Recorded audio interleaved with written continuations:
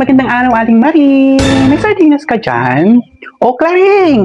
Ay, oo, marami ako niyang paninda. Marami. Basta hindi utang.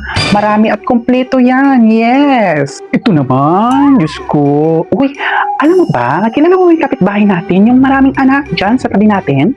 Bakit? Anong balita? Chika mo na, dali na. Go, go! Excited ako. Sabihin mo, complete details ha. Walang keme-keme. Chika mo na, go. Sige, makikinig ako. Aling Marie, pati pala yung laki ni, isama mo na, 3 din. Tsaka mantika, sama mo na. Ano ka ba? Tsaka itlog, 3 rin. Oo, ito na, sinama ko na. Basta matuloy-tuloy ka ng chika, sasama ko na. O ayan, kumplito na yan ha. Tuloy mo lang ang chika mo. So, ano ang balita? Sige, tuloy mo. Ayun, sabi ang chika, buntis na naman. Oo. Actually, nakita ko siya kanina na malingki kami. Laki talaga ng tiyan niya.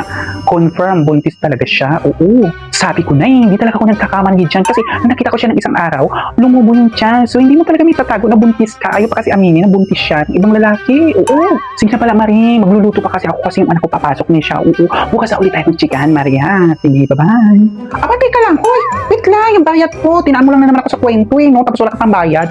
Ayos ka. Bayad mo. Ay, Marie, lista mo muna. Ano ka ba naman? Ito naman parang others naman. Lista mo muna. Yes. Ayaw, di ma.